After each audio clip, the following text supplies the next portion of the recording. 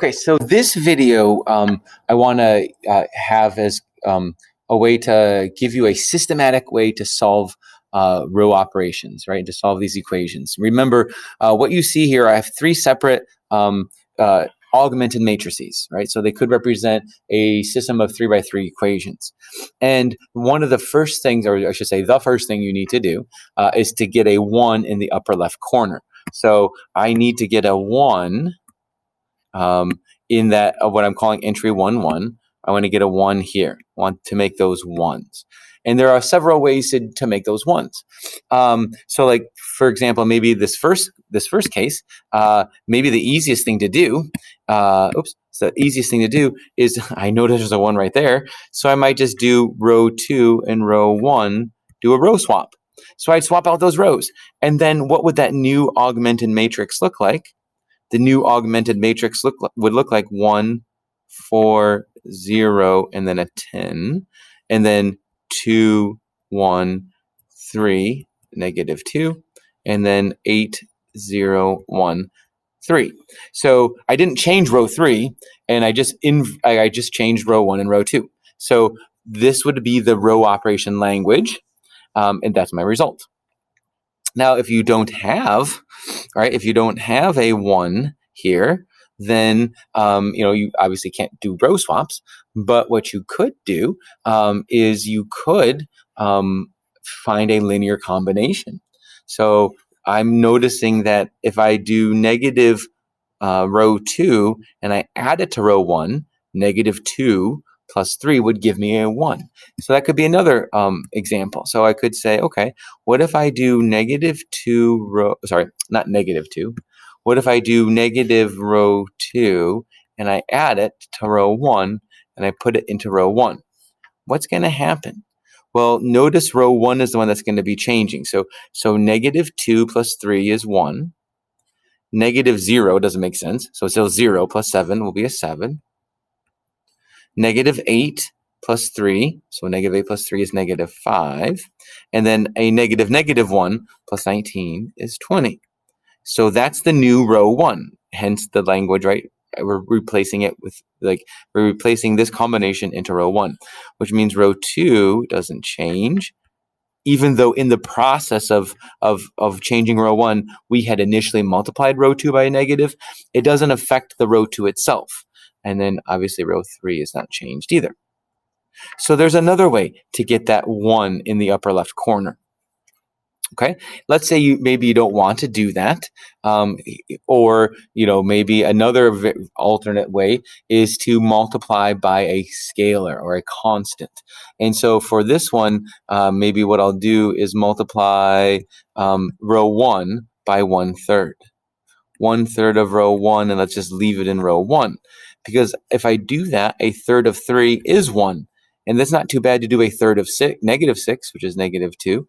A third of 3 again is 1. And then we do get this 8/3 as a fraction, which I can deal with. But then I don't have to worry about 5, negative 5, 0, negative 1, or 7, negative 2, 1, 22.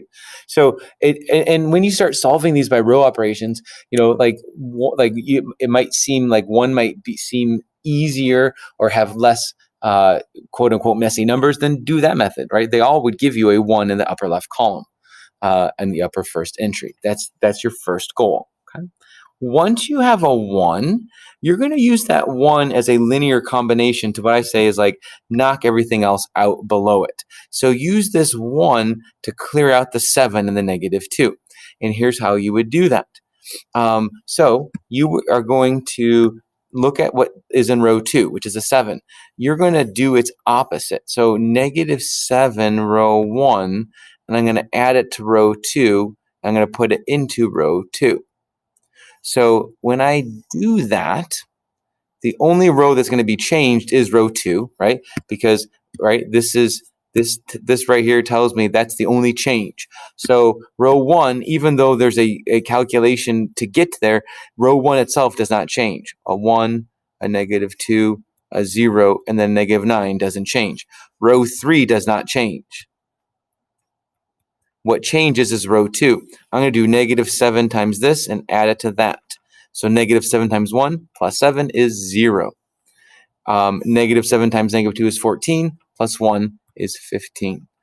That's a negative 7 times 0, which is 0, plus 5 is still 5. And then negative 7 times negative 9 is 63, plus 4 is 67. Okay, so then I've got a 0 here. I need to do the same thing to knock out that negative 2. And, thinking about the opposite of negative 2 is a positive 2. So for my next row operation, I would do 2 of row 1, add it to row 3, and put it into row 3. And again, row 3 will be the only thing that'll be changed. So when I, because again, that's where I'm putting my result. So if I base it off of this matrix here, this equivalent one, my row 1 stays the same. My row 2 stays the same. And now my new row 3, if I do 2 times row 1, add to row 3. So 2 times 1 is 2, plus negative 2 is 0. 2 times negative 2 is negative 4, plus 4 is 0. That's nice. 2 times 0 is 0, plus 0 is 0. And then 2 times negative 9 plus, is it negative 18, plus 10 is negative 8. So I liked doing that. I also see that I have an inconsistent system, right? Did you notice that? Inconsistent system because 0 plus 0 plus 0 can't ever equal negative 8. So I was able to use some row operations to verify that this matrix is equivalent to the given matrix, yet it's inconsistent. So that's a great way to see. I wouldn't have to solve anymore. I'm done. There is no solution. Okay.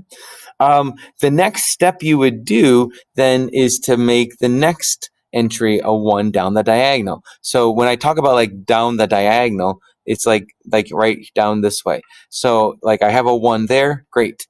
Now make this next value, make the 2, 2, this one right here, make that a 1. Okay, so how do I do that? I would say let's do 1/3 of row 2, right? So I think that's an easy way to do that. 1/3 row 2, put it back into row 2. So row 1 does not change. Row 3 does not change. But I'm going to do 1/3 of row 2. So that's a 0. Now that's a 1. 1/3 of 12 is 4. There's that 8/3 again. Okay. And that's perfect in terms of getting this 1 here, because if I can get a 1 there, I can do exactly what I did before, which is use that 1, pivot around that 1 is what it's called, to make those zeros through a linear combination. So, and again, like I think that's what this says right here. Create a matrix of diagonals of 1. This matrix is called row reduced echelon form.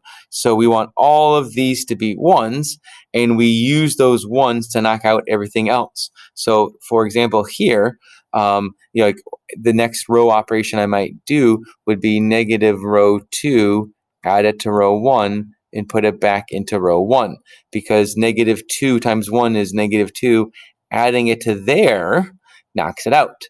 Now, the order is so important because, like, I don't want to mess up that there's a 1 here. But since I already made these zeros, when I do negative 2 times 0, add it to 1, it's still going to stay the 1, right? So only row 1 is changing. So negative 2 times 0 is 0, plus 1, so I keep my 1. Negative 2 times 1 is negative 2, plus 2 is 0. Negative 2 times, I don't know what that was, a 9, I think. Negative 2 times 9 is negative 18, plus 9 is negative 9. And then negative 2 times negative 8/3 is negative 16/3. Negative 16/3 plus negative 1 is 3/3 more. So negative 16 plus negative 3 is negative 19/3. Row 2 stays the same. And then so does row 3. But then I would do like one more operation. I would say let's do negative 2. I should have put a 2 here. Negative 2 row 2 plus row 3 and put it into row 3 to knock out this guy. So it's still going to be 1, 0, negative 9, and negative 19 thirds. Thirds, 0, 1, 9, 8 thirds. And then again, negative 2 times 0 is 0, plus 0 still stays 0. Negative 2 times 1 is negative 2, plus 2 is 0. Negative 2 times 9 is negative 18, plus 5 is negative 13. And then negative 2 times 8, again, is negative 16 thirds, plus 3. So negative 16 thirds plus 9 thirds, which is negative 7 thirds. And if I made an arithmetic mistake, I apologize. But I wanted to illustrate the fact that we are getting a 1 with zeros above and below. A 1 with zeros above and below. Then the next thing I do is make this a 1, get zeros above and below. And the easiest way to make that 1 is divide by negative 13, or multiply by the scale factor of negative 1/13. Okay, so that's our goal, to get 1s down the diagonal, starting with the upper left corner. Make that a 1, knock out the zeros. Make this a 1, then knock out these as zeros. Make this a 1, knock those out as zeros. Because if you can do that, and this is like this idea of row reduced echelon form, because then it tells me this variable is negative 2. This variable is 7. This variable is 3. This variable is negative 1. And this variable is 4. Okay, so the solving this method, obviously, it takes time and deals with a lot of arithmetic. But the fact that we can organize this into an algorithm, into a process, means that eventually it's programmable, right? So eventually we're going to look at how our calculators can do this, like with just a snap of your fingers. Okay, so go back and rewatch if you have any other questions. Otherwise, come into any office hours for any other clarifications as well.